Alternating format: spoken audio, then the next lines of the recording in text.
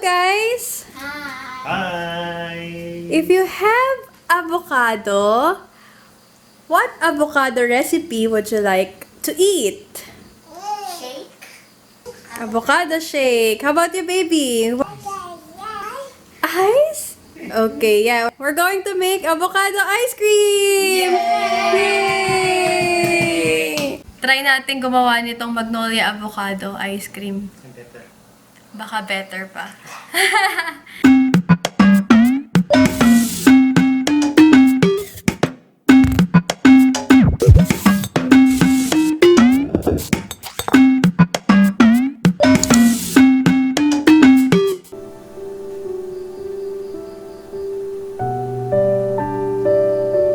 So you need 2 avocados.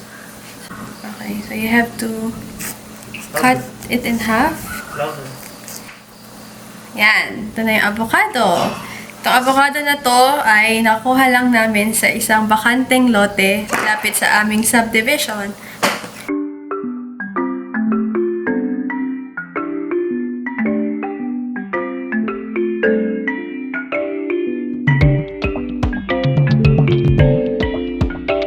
Okay, naalis ko muna yung avocado sa balat niya.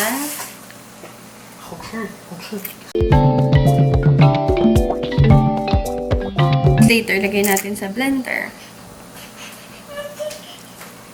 Isa sa mga favorite ko talagang flavor ng ice cream ay avocado.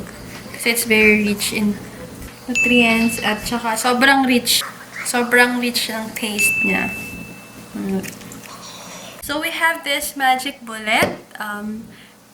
Our ninong and ninang from our wedding gave this to us. So it's very useful talaga. Marami na kaming shake or smoothie na nagawa using this.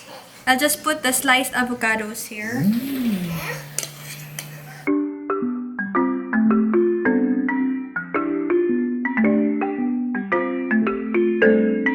Yeah.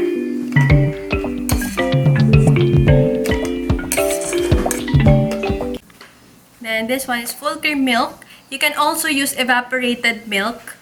But this time, wala po kasi akong evaporated milk, kaya I will use this one. Konti na lang to left over. Ano yun? Action.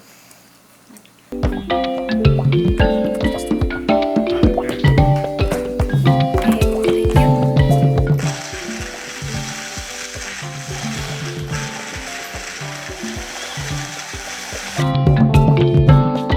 For the chilled Nestle all-purpose cream.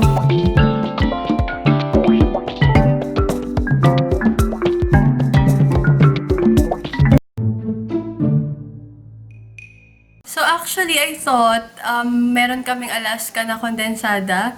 Tapos ngayon ko lang talaga nakita na melon pala siya. But why not, 'di ba? Try natin. As an experiment, try natin kung anong taste ng melon sa avocado.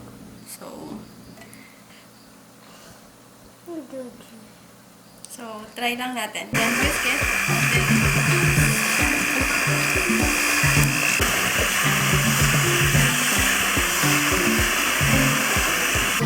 Lemon. Just a small portion of it.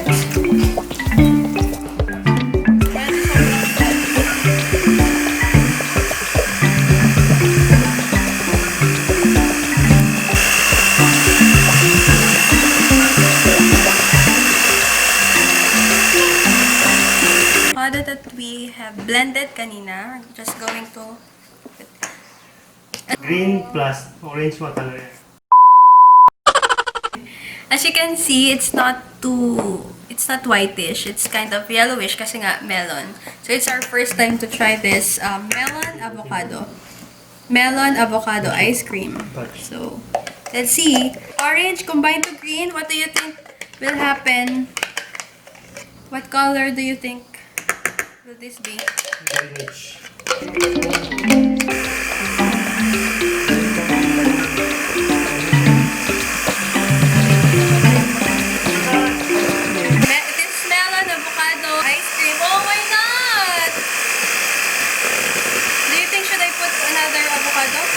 So this time I'm not using blender anymore or mixer.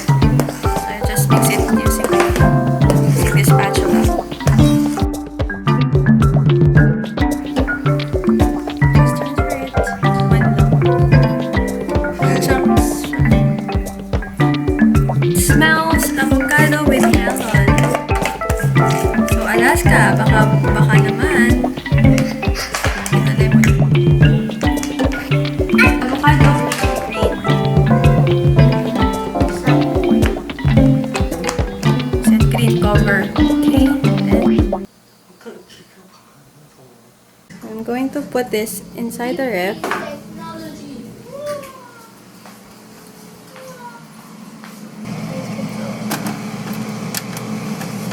See you tomorrow.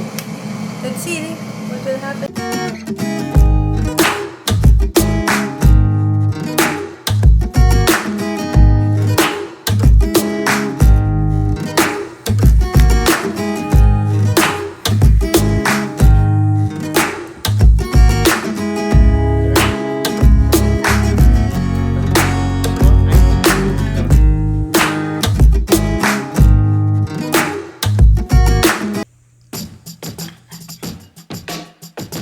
Wow, it's yummy. You.